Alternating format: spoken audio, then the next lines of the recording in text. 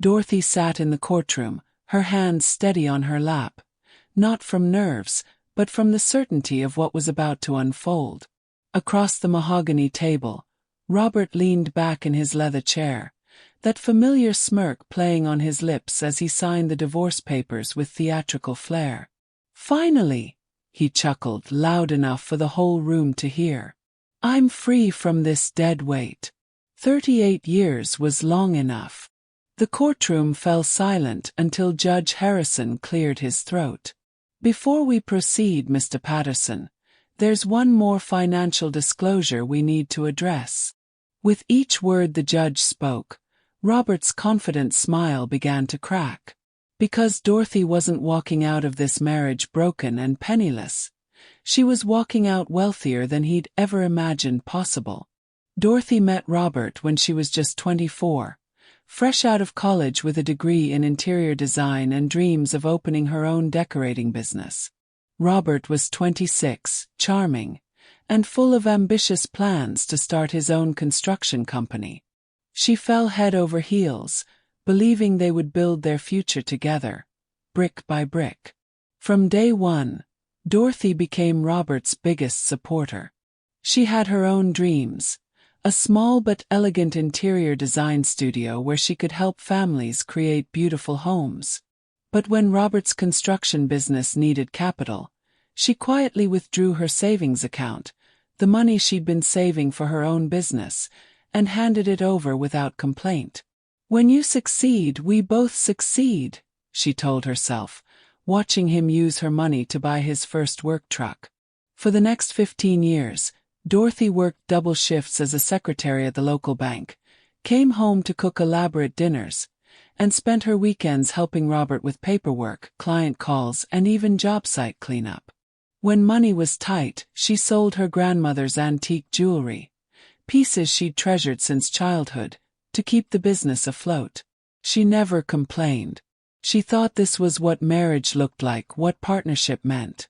She believed that love meant sacrifice, and that her turn to shine would come eventually. What she didn't realize was that while she was lifting Robert up, he was slowly forgetting who had helped him climb. By the time Dorothy turned 40, Robert's construction company had become the most successful building contractor in 3 counties. Local newspapers featured him in business profiles. The Chamber of Commerce invited him to speak at events. Money flowed in faster than they'd ever imagined, and suddenly everyone wanted to be Robert Patterson's friend. But as Robert's world expanded, Dorothy's place in it seemed to shrink. The man who once proudly introduced her as "my wife Dorothy," the brains behind the operation, now walked into social events like she was invisible. At the annual Contractors Association dinner, she heard him tell a group of younger businessmen, "Dorothy? Oh, she just handles the household stuff. You know how it is." The sting of those words cut deeper than any argument they'd ever had. She stood there in her best dress, holding 2 cocktails she'd fetched for him, watching him laugh with men who had no idea she'd been the one balancing his books for 20 years.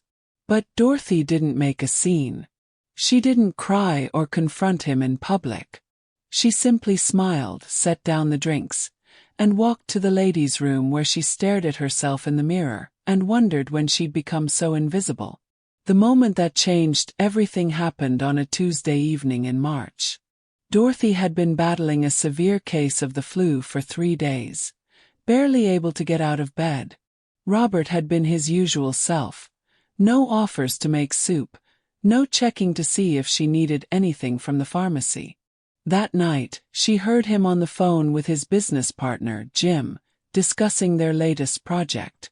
She wasn't trying to eavesdrop, but Robert's voice carried through their thin bedroom walls. "Dorothy's been sick for days," Robert said, and for a moment, her heart warmed thinking he might actually be concerned.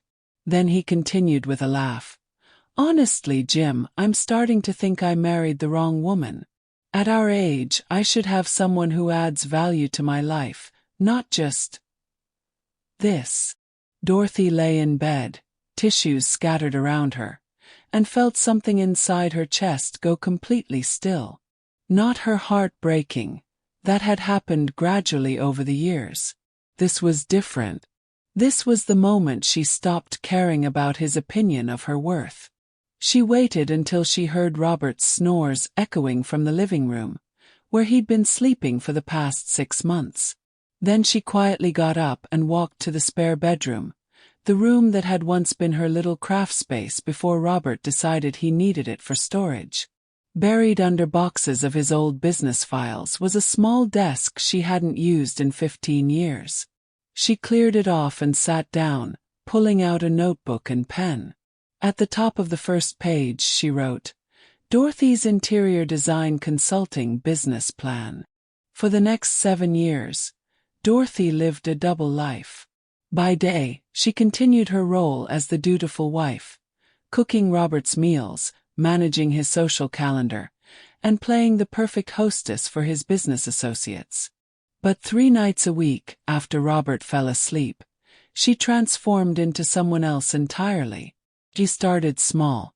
Using the name D. Mitchell Interiors, her maiden name, she began offering interior design consultations to friends and neighbors. Her first client was Mrs. Henderson next door, who needed help redecorating after her husband passed away. Word spread quietly through their small community. Dorothy had an eye for making homes feel both elegant and comfortable, and she charged fair prices that made her services accessible to regular families, not just the wealthy clients Robert's friends could afford. Within 2 years, she had a steady stream of clients. Within 4 years, she was designing interiors for newly constructed homes across the county. By year 6, she was consulting on commercial projects, restaurants, medical offices, and small hotels. The irony wasn't lost on her. Many of her biggest projects were interiors for buildings that Robert's company had constructed. He had no idea that D. Mitchell Interiors, the design firm he sometimes mentioned with grudging respect, was actually his wife. Dorothy opened her own business bank account, incorporated her company, and even hired 2 part-time assistants. She worked quietly, efficiently, and strategically. Every insult Robert threw her way, every time he introduced her as just a housewife at social events, became fuel for her determination. The day Dorothy discovered Robert's affair, she wasn't even looking for evidence. She was simply trying to find his insurance cards for a doctor's appointment when she opened his desk drawer and found the hotel receipts. Not just 1 or 2, dozens of them dating back 3 years. Always the same hotel, always the same dates when he claimed to be visiting job sites in the next town over. She sat in his home office, surrounded by the success she'd helped him build, looking at proof that he'd been betraying her for years. The woman was Linda, his secretary. 35 years old, divorced, with 2 young children. Dorothy didn't scream. She didn't throw the receipts in his face or demand an explanation. She simply put everything back exactly where she'd found it, walked to her car, and drove to her lawyer's office. "I want to file for divorce," she told Harold Mitchell, no relation despite the shared name. "And I want to do it quietly." When Dorothy filed for divorce, Robert's reaction was exactly what she'd expected. He laughed, actually laughed, and told anyone who would listen that she'd finally lost her mind. "She thinks she's going to take me to the cleaners," he told Jim over beers at the country club. "Dorothy. She doesn't even know how to balance a checkbook. She'll come crawling back within 6 months, begging me to take her back." Robert hired the most expensive divorce attorney in the county and walked into the courtroom like a man who'd already won. He wore his best suit, his Rolex, and that same arrogant smile Dorothy had been seeing for the past 15 years. "This should be quick," he whispered to his lawyer. "She's got nothing." Judge Harrison, a man who'd presided over divorce cases for 23 years, called the court to order. The preliminary proceedings were routine: division of property, alimony discussions, the usual back and forth between attorneys. Robert sat back in his chair, occasionally checking his watch like he had somewhere more important to be. Then Judge Harrison looked directly at Dorothy. "Mrs. Patterson, do you have any additional assets or income sources to declare before we proceed with the settlement?" The courtroom went quiet. Robert glanced over at Dorothy with mild curiosity, the way you might look at someone who just asked a particularly silly question. Dorothy's attorney stood up and handed a thick manila folder to the judge. "Your Honor, my client has substantial business assets that need to be considered in this proceeding." Robert's eyebrows raised slightly. Business assets. He looked at Dorothy, who sat perfectly still, her hands folded in her lap. Judge Harrison opened the folder and began reading. His eyebrows rose higher with each page he turned. After several minutes of silence, he looked up. "Mrs. Patterson, you're the owner of D. Mitchell Interiors?" Dorothy spoke for the first time that day, her voice clear and steady. "Yes, Your Honor. I am." Robert's head snapped around so fast he nearly gave himself whiplash. "D. Mitchell Interiors," he repeated, his voice climbing an octave. "That's impossible. That's one of the most successful design firms in the region." The judge continued reading from the financial documents. "According to these records, D. Mitchell Interiors has generated over $2.3 million in revenue over the past 7 years. The company currently holds assets worth approximately $800,000, with additional real estate holdings and business contracts valued at another $1.2 million. The courtroom was dead silent. Robert's lawyer leaned over and whispered something urgent in his ear, but Robert wasn't listening. He was staring at Dorothy like he was seeing her for the first time in their 38-year marriage. "How?" he whispered, loud enough for the judge to hear. Dorothy turned to face her husband directly. For the first time in years, she looked him straight in the eye with no trace of the quiet submission he'd grown accustomed to. "You never asked," she said simply. As the judge continued reading through Dorothy's business records, the full scope of her success became clear. D. Mitchell Interiors wasn't just a small local business. It was a thriving enterprise with clients across 4 states. The judge listed contract after contract: the renovation of the historic Riverside Hotel, the interior design for the new medical center, the consulting work for a chain of upscale restaurants. Projects that had made headlines in the local business journal. Work that Robert himself had praised at dinner parties without ever knowing his wife was behind it. "Mrs. Patterson," the judge said, "it appears your business has been operating successfully for 7 years. Can you explain why this wasn't disclosed earlier in your marriage?" Dorothy's answer was delivered with the same calm dignity she'd maintained throughout the entire proceeding. "Your Honor, I built this business during my personal time, using my own skills and education.